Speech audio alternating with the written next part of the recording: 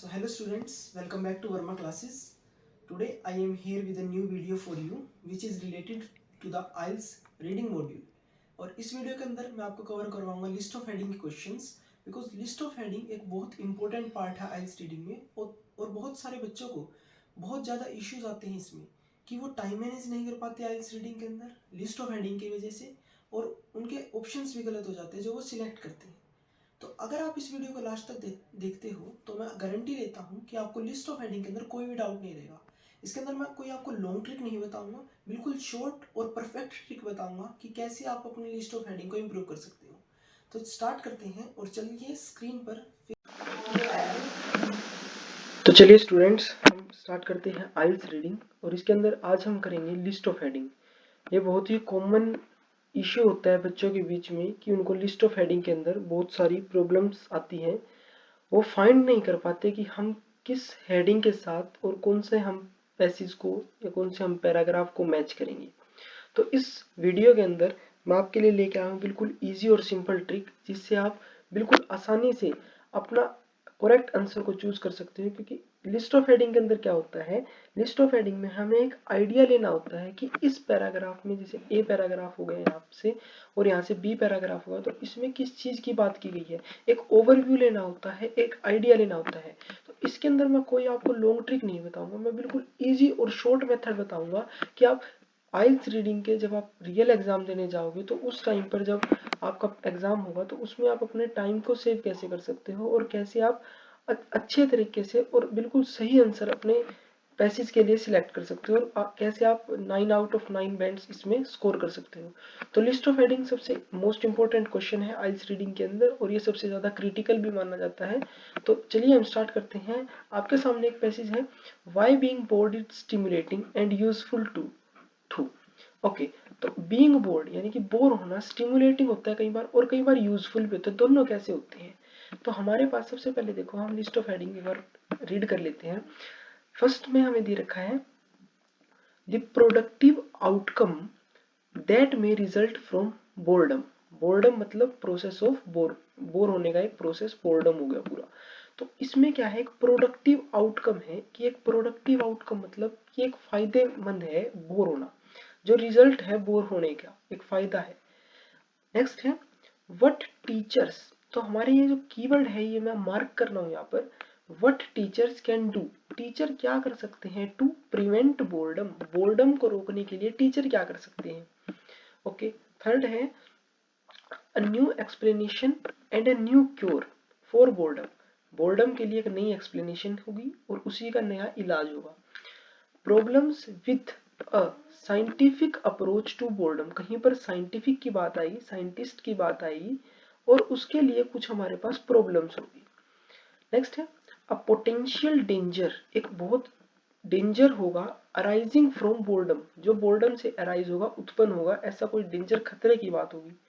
Creating a system of classification for feeling of boredom, एक classification बनाने, classification मतलब अलग अलग चीजों में उसको बांटना है बोर्डम की फीलिंग्स को। Age groups most affected by boredom, ऐसे एज ग्रुप जो बोर्डम के द्वारा सबसे ज्यादा अफेक्ट किए गए हैं। Identifying those most affected by boredom, उन लोगों को आइडेंटिफाई करना है जो बोर्डम से बहुत ज्यादा अफेक्ट हुए हैं। ठीक है, हमने यहाँ पर कीवर्ड मैच कर लिए हैं। अब हम चलते हैं अपने पैसेज की तरफ। ओके, मैं फिर से रिपीट कर रहा हूँ कि इसमें मैं आपको कोई भी लॉन्ग मेथड नहीं बताऊंगा, मैं बिल्कुल शॉर्ट ट्रिक बताऊंगा जिससे आप टाइम भी सेव कर सकते हैं अपना आइल्स रीडिंग के अंदर और सही आंसर भी सिलेक्ट कर सकते हैं। ज्यादातर क्या होगा हमारे पास, जो हमारी लिस्ट ऑफ हेडिंग का आंसर है वो या तो फर्स्ट 4 लाइंस में या लास्ट की 4 लाइंस में मोस्ट प्रोबेबली हमारे पास चांस होता है कि जो हमारा आंसर है वो फर्स्ट 4 लाइन में होता है, लास्ट 4 लाइन में होता है। अगर वहां से हम गैस नहीं कर पाते देन हमें क्या करना पड़ेगा, पूरे पैसेज के साथ गो थ्रू होना पड़ेगा। ठीक है, अब हम स्टार्ट करते हैं। फर्स्ट हमारा रीड करना, देखो क्या दिया हुआ है, we all know how it feels, it is impossible to keep your mind on anything, कि अपने माइंड को किसी भी जगह पर रखना बहुत ज्यादा मुश्किल है। Time stretches out and all the things you could do seem equally unlikely to make you feel better, और कोई चीज ऐसी नहीं है जो आपको फिर खुश कर देगी यानी कि आपको बेटर फील करवा देगी। बट डिफाइनिंग बोर्डम, अगर हम बोर्डम को डिफाइन करने की बात करें, so that it can be studied in the lab, but defining boredom so that ताकि it can be studied in the lab has proved difficult. देखो इस लाइन में क्या दिया हुआ है, यहाँ से यहाँ तक हम लोकेशन हमें मिल गई है हमारे फर्स्ट आंसर की। इसको दोबारा रीड करते हैं। बट डिफाइनिंग बोर्डम, बोर्डम को डिफाइन करना, सो that it can be studied in the lab, ताकि वो लैब के अंदर स्टडी किया जा सके, हैज प्रूव्ड डिफिकल्ट, वो डिफिकल्ट प्रूव हो गया है। यहाँ पर हमारे पास आया है, एक तो लैब आया है हमारे पास, और एक हमारे पास वर्ड आया है डिफिकल्ट।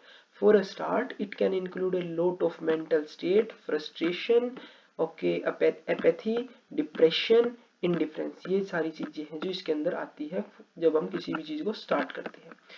अब यहाँ से मैच करने लगो। यहाँ पे देखो क्या है, मेन वर्ड लैब है और डिफिकल्ट है। यहाँ से देखो फोर्थ ऑप्शन चेक करो, problems with scientific approach. Scientific approach यानी कि साइंटिस्ट कहाँ काम करते हैं, लैब के अंदर। तो साइंटिफिक अप्रोच के अंदर हमें प्रॉब्लम आ रही है। तो हमारे पास यहाँ देखो क्या है, but defining boredom so that it can be studied in the lab has proved difficult. वो चीज डिफिकल्ट है यानी कि उसके अंदर कुछ ना कुछ प्रॉब्लम है। तो हमारे यहाँ से फर्स्ट का आंसर हमारे पास हो जाएगा फोर्थ। इसका आंसर हमारे पास हो जाएगा फोर्थ। ओके, होप आपको समझ में होगा। अब आपको ये आगे रीड करने की जरूरत नहीं है। अगर आप सिर्फ लिस्ट ऑफ हेडिंग पे कंसंट्रेट कर रहे हो तो यहाँ से आपका आंसर क्लियर हो जाता है। फर्स्ट बी पैराग्राफ पे आते हैं हम। By asking people about their experiences of boredom, अगर हम लोगों से पूछो उनके एक्सपीरियंस के बारे में, Thomas Goetz and his team at the University of Konstanz in Germany have recently identified, उनकी और उनकी टीम ने अभी अभी आइडेंटिफाई किया था कि 5 distinct types indifferent, 5 distinct types को हमारे पास यहाँ पर 5 डिस्टिंक्ट टाइप को उन्होंने आइडेंटिफाई किया है, जो कि indifferent, calibrating, searching, reactant and एपैथिक। ये 5 टाइप्स की ये क्या है, अलग अलग प्रजाति हैं, अलग अलग स्टेट्स हैं बोर्डम की। तो इसके अंदर हमारे पास क्या आ जाएगा, इसके अंदर क्या गया, 5 डिस्टिंक्ट टाइप। डिस्टिंक्ट टाइप को हम यहाँ कहाँ से मैच करेंगे, देखो यहाँ पर क्या होगा, देखो creating a system of classification for feelings of boredom, यानी कि एक तरह से हमें सिस्टम तैयार करना है, क्लासिफिकेशंस तैयार करनी है फीलिंग ऑफ बोर्डम की। और यहाँ पर हमें वही दिया हुआ है कि 5 डिस्टिंक्ट टाइप्स की हमारे पास ये है। These can be plotted on 2 axes, इनको 2 एक्सिस पर रखा जाता है। One running left to right, एक जो लेफ्ट से राइट जा रहा है, which measure low to high arousal and the other from top to bottom. दो कंडीशन दे दी कि एक तो हम करेंगे लेफ्ट टू राइट और एक करेंगे टॉप टू बॉटम। और यहाँ पर 5 टाइप की अलग अलग इसकी क्या दे दी, डिस्टिंक्ट टाइप्स दे दी बोर्डम की। तो यहाँ पर आएगा creating a system of classification for feeling of boredom. तो बी का हमारा आंसर हो गया 6। होप सो आपको क्लियर हो रहा होगा साथ के साथ। ओके, उसे नेक्स्ट करते हैं हम, सी पैराग्राफ पे आते हैं। Psychologist Sandi Mann at the University of Central Lancashire UK goes further, all emotions are there for a reason. जितने भी इमोशन होंगे वहां पर किसी ना किसी रीजन से होंगे हमारे पास, इंक्लूडिंग बोर्डम। शी सेज मन has found that being board, bore होना, मेक्स अस मोर क्रिएटिव। यहाँ पर देखो क्या है, बोर होना हमें और ज्यादा क्रिएटिव बना देता है, बोर होना हमें और ज्यादा क्रिएटिव बना देता है। ठीक है, तो यहाँ से हमारे पास क्या आ गया, ये क्या है हमारे पास एक कि बोर होना हमें बहुत ज्यादा क्रिएटिव बना देता है। तो यहाँ पर ये क्रिएटिव हमारे लिए एक अच्छी चीज है कि हम क्रिएटिव हो रहे हैं। तो एक ही अच्छा हमने पॉइंट पढ़ा था, वो क्या था, the productive outcome that may result from boredom, की बोर्डम से होने वाली ऐसी कोई प्रोडक्टिव आउटकम हो जो हमारे लिए फायदेमंद हो। बिल्कुल शॉर्ट ट्रिक है ये, ज्यादा आपको रीड करने की जरूरत नहीं है क्योंकि आपको इसके अंदर अपना टाइम भी सेव करना है। तो इसीलिए ज्यादा रीड करने के बजाय आप सही रीड कीजिए। ठीक है, तो हमारे पास यहाँ से ऑप्शन आ गया, इसका फर्स्ट ऑप्शन आ गया, सी पैसेज का, सी पैराग्राफ का हमारे पास फर्स्ट ऑप्शन आ गया कि वहां पर हमें क्रिएटिव बनाएगा। देखिए ज्यादातर देखो ये ट्रिक मेरी 100% वर्क करेगी कि ज्यादातर आपको मिलेगा फर्स्ट 4 लाइन के अंदर अपना आंसर मिल जाएगा। ए में भी मिल गया, बी में भी मिल गया, सी में भी मिल गया। अब आते हैं डी पैसेज में। डी पैराग्राफ में क्या कहा है, psychologist John Eastwood at York University in Toronto Canada is not convinced, वो इस चीज को नहीं मानी। If you are in state of mind wandering you are not bored, अगर आपका माइंड इधर उधर घूम रहा है तो आप बोर नहीं हो। ही सेज, उन्होंने कहा ये, in my view in by defining boredom is an undesirable state, ऐसी स्टेट जो अनडिजायरेबल है, हम नहीं चाहते, बिना हमारी चाहने के वो स्टेट हमारे पास आ रही है। This does not necessary mean that it is not adaptive, he adds, उसने कहा कि ये चीज एडेप्टिव नहीं है।